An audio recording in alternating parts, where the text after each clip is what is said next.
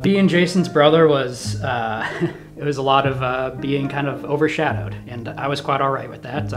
We used to take the mattress off his bed and set up a whole news anchor desk and play sort of news. I met him in 3rd grade, and I was cracking my knuckles because I was really nervous and he told me to stop.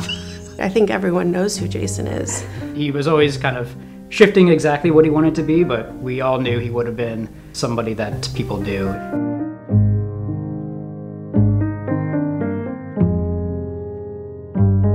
We were both in our senior year. He called me, and they had taken him to the hospital and found out that there was a very large baseball-sized mass in his brain. And I remember looking out our apartment window. We lived on the 3rd floor. We had a whole view of downtown Denver, just gray, just complete grayness. I really just did not consider cancer for our age.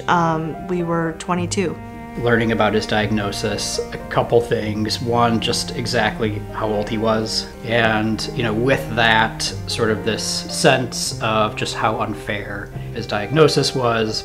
He's graduated, and instead of looking for a job in journalism and going down his path, he's now doing treatments, doctor's appointments, trials. He didn't let those thoughts sort of weigh me down or weigh our family down. He was always positioning himself in a hopeful manner and that he was going to get through this.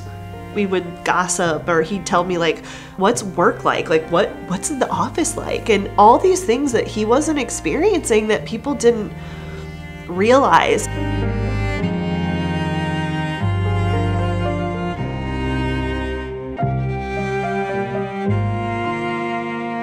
When a young person is diagnosed, they often have a lot of uncertainty. There's a lot of questions.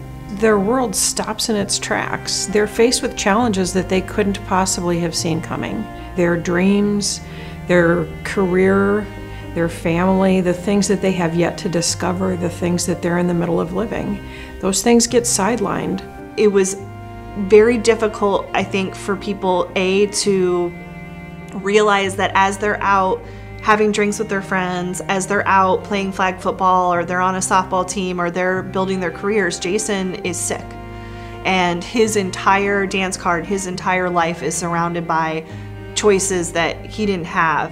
So it's really important for them to have an organization like us that can help walk alongside them through their diagnosis, and also provide them a space to find an opportunity to speak with other young adults who might be going through the same thing.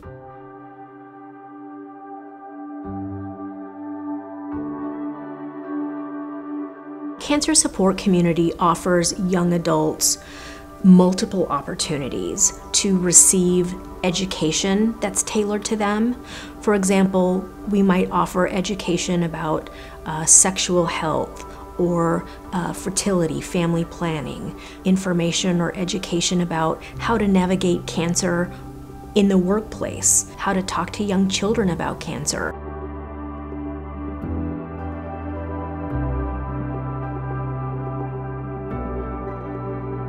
The Jason Brightfield Young Adult Program is designed specifically for young adults so that we can be here to support them, their friends, and their family through every step of their cancer journey.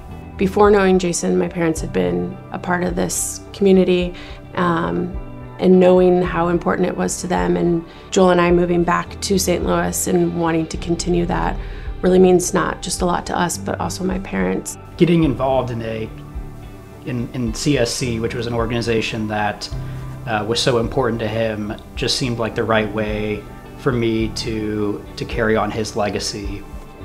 So Jason called me, it was around midnight one night.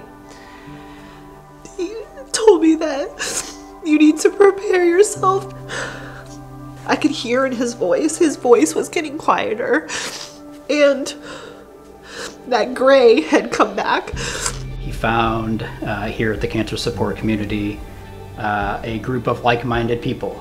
And I often think about how weak he was from the treatment and just the dealing with the ups and downs of cancer, but he was always strong enough to come here to the Cancer Support Community.